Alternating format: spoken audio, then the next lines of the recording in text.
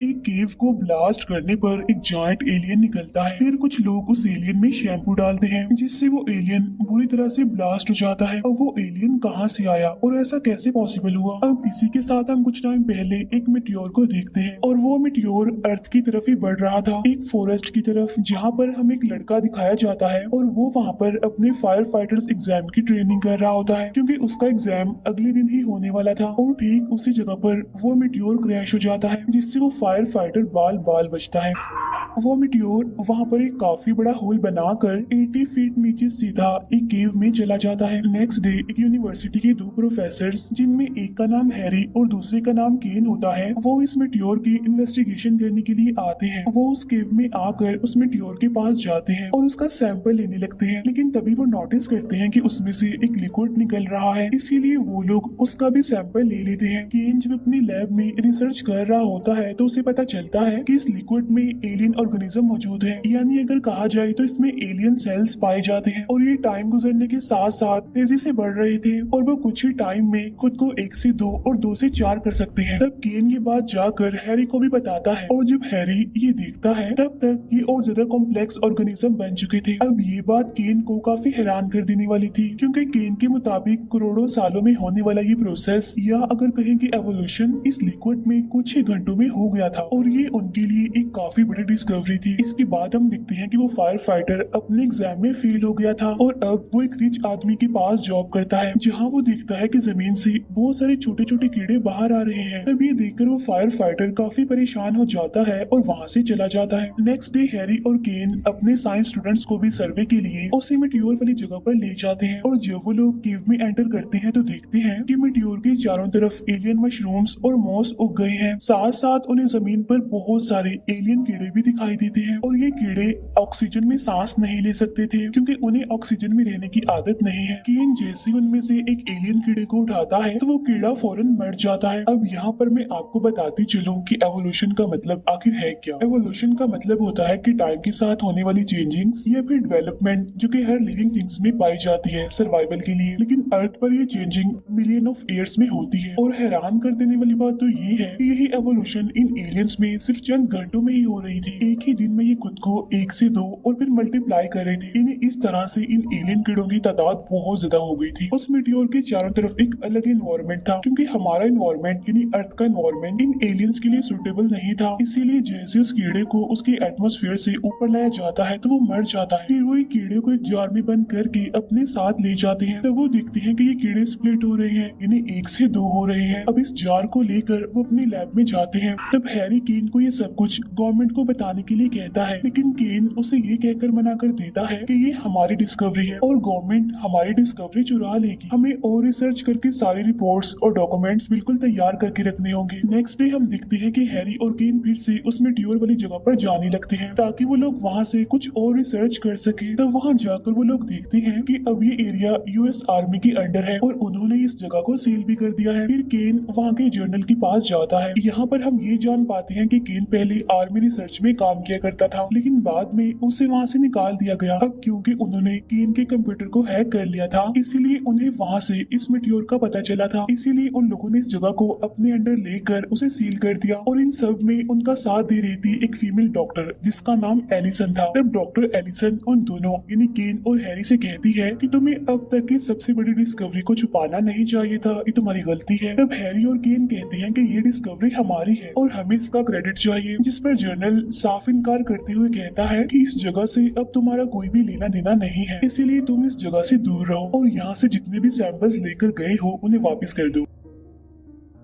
अब यहाँ पर उन लोगों के बीच बहस हो जाती है, इसीलिए केन और हैरी वहाँ से चले जाते हैं और जब वो दोनों अपने राइट्स के लिए कोर्ट में जाते हैं तो वहाँ पर ये बात रिवील होती है कि केन जब आर्मी रिसर्च में काम किया करता था तब उसने वहाँ पर एक ऐसी वैक्सीन बनाई थी जिससे सोल्जर्स को बहुत ज्यादा साइड इफेक्ट हुए थे और यही वजह थी कि उसे निकाल दिया गया था। इसीलिए वो लोग ये केस हार जाते हैं। लैब में जाने के बाद उन्हें पता चलता है कि उनके सारे सैंपल्स, डाटा और रिसर्च भी चोरी हो गई है और ये काम किसी और का नहीं बल्कि उसे जर्नल का था। इससे इन दोनों को बहुत गुस्सा आता है। इसीलिए वो लोग अपना सब कुछ वापस लाने के लिए आर्मी कैंप में चले जाते हैं। वो लोग भेस बदल कर अंदर एंटर कर जाते हैं। बाद में वो एक यूवी सूट पहनकर लिफ्ट के जरिए मीटियोर की तरफ जाने लगते हैं। यहाँ पर उन्होंने यूवी सूट इसीलिए पहना था क्योंकि उन एलियंस के बीच में उन्हें सांस लेने में प्रॉब्लम हो सकती है। सबकी नजरों से बचते हुए जब भी लोग वहाँ पर जाते हैं तो देखते हैं कि वहाँ पर इतनी जल्दी सब कुछ बदल चुका है, क्योंकि वो जगह बिल्कुल एक जंगल की तरह ही लग रही थी, क्योंकि उसमें बहुत सारे एलियन इंसेक्ट्स और एलियन एनिमल्स घूम रहे थे। असल में ये सारे वो छोटे छोटे एलियन कीड़े ही थे जो एवोल्यूशन होने की वजह से यानी इतनी जल्दी जल्दी चेंजिंग होने की वजह से इतने बड़े हो गए। लेकिन इससे पहले कि वो लोग अपने सैंपल वहाँ से लेते, डॉक्टर एलिसन इनकी बातें सुनकर इन्हें पहचान लेती है और उन्हें रोकने के लिए वहाँ पर आ जाती है। एक एलियन मच्छर हैरी के सूट को काट कर उसकी बॉडी में घुस जाता है। वो एलियन मच्छर उसकी पूरी बॉडी में मूव कर रहा होता है। तब डॉक्टर वहाँ पर आकर उस एलियन मच्छर को हैरी की बॉडी में से निकाल लेता है। बाहर निकलते ही वो एलियन मच्छर मर जाता है। अब यहाँ पर हम ये जान पाते हैं कि डॉक्टर एलिसन को भी उनकी लैब में चोरी के बारे में कुछ भी पता नहीं होता। अब क्योंकि पहले डॉक्टर एलिसन और केन अच्छे दोस्त हुआ करते थे, इसीलिए वो उन दोनों को अरेस्ट नहीं करवाती। इसके बाद हमें वो फायर फाइटर दिखाया जाता है जो कि उस अमीर आदमी के घर में चल रही पार्टी में ड्रिंक सर्व कर रहा होता है।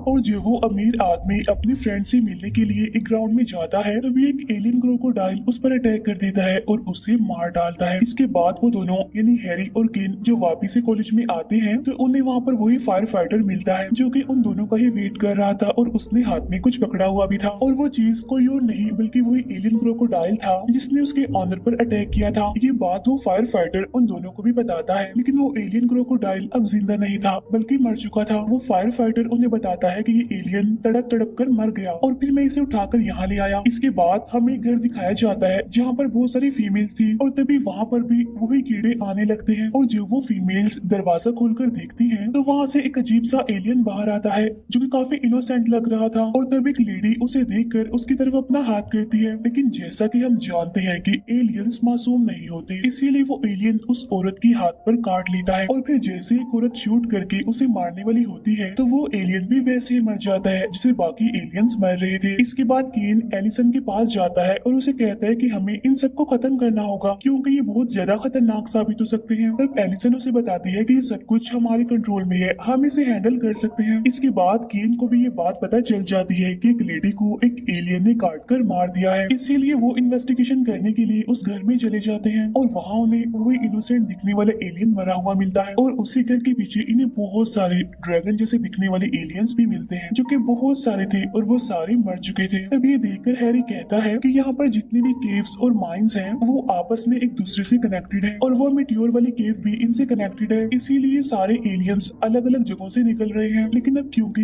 ये हमारे एटमॉस्फेयर में सांस नहीं ले सकते, यानी ये हमारे इन्वायरमेंट में रहने की आदि नहीं है, इसीलिए ये केव से बाहर आते ही मारे जाते हैं। और तभी वहाँ पर एक एलियन ड्रैगन उठता है और वो एक अंडा उगलकर मर जाता है। उस अंडे में से सेम वैसा ही एलियन ड्रैगन निकलता है। ये वाला एलियन ड्रैगन हमारे एटमॉस्फेयर में सांस ले पा रहा था। इसके बाद वो वहाँ से उड़ जाता है और वहाँ से उड़कर वो सिटी के एक मॉल में चला जाता है। वहाँ जाकर वो तबाही मचा देता है और लोगों पर अटैक करने लगता है।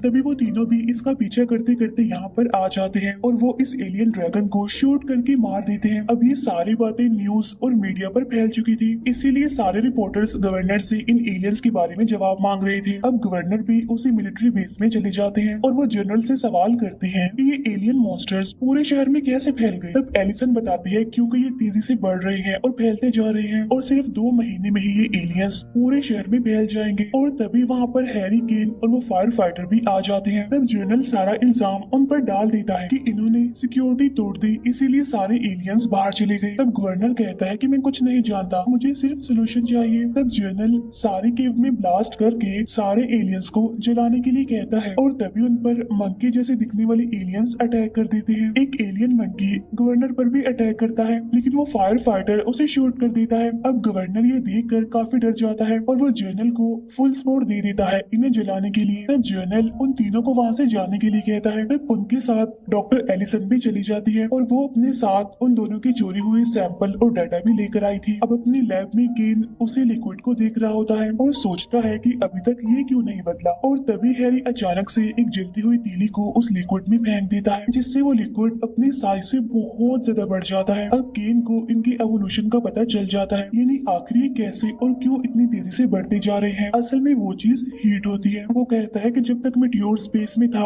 वहाँ पर कोई भी हीट नहीं थी, लेकिन जैसे ही वो अर्थ के एटमॉस्फेयर में एंटर हुआ तो एक्सट्रीम लेवल की हीट की वजह से एलियन डीएनए एक्टिवेट हो गया और तभी से इनका एवोल्यूशन स्टार्ट हो गया। अब क्योंकि ये लिक्विड अभी तक फ्रीजर में था इसीलिए उसे कुछ भी नहीं हुआ, और अगर ये भी हीट वाली जगह पर होता तो इसका भी एवोल्यूशन हो जाता। तो वो लोग समझ जाते हैं कि हीट इन एलियंस को और ज्यादा स्ट्रॉन्ग करेगी। एलिसन ये सब कुछ बताने के लिए जर्नल को कॉल करती है, लेकिन जर्नल उसकी कॉल को इग्नोर कर देता है। तब केन पीरियोडिक टेबल देखकर अंदाजा लगाता है कि जैसे कार्बन हमारे लिए जहर होता है वैसे ही सिलीनियम इन एलियंस के लिए जहर होता है। तब केन को दो स्टूडेंट्स बताते हैं कि शैम्पू में सिलीनियम पाया जाता है। तब यहाँ पर उस फायर फाइटर को एक आइडिया आता है। वो एक फायर ट्रक का अरेंज करता है और उसे शैम्पू से फुल भर देता है। इसके बाद वो उसी केव की तरफ जाने लगते हैं। अब जैसे ही लोग शैम्पू को पंप करने के लिए उस केव में एंटर करते हैं तो उससे पहले ही जर्नल वहाँ पर ब्लास्ट करवा देता है, जिससे वही होता है जो होना नहीं चाहिए था, क्योंकि तब वहाँ से एक काफी बड़ा जॉइंट एलियन निकलता है और वो भी एवोल्यूशन होने के लिए यानी स्प्लिट होने के लिए बिल्कुल रेडी था, लेकिन डिवाइड होने से पहले ही उन्हें इसे मारना होगा। वो लोग फायर ट्रक लेकर जॉइंट एलियन के नीचे जाते हैं और एक होल के पास ट्रक रोक देते हैं, और तब उस होल के पास एक सीढ़ी लगाकर केन और हैरी उस पर चढ़ जाते हैं। अब वो शैम्पू को उस जॉइंट एलियन के अंदर पंप करने लगते हैं। तब थोड़ी देर गुजर जाने के बाद उस जॉइंट एलियन में हलचल होने लगती है, इसीलिए एलिसन उस ट्रक को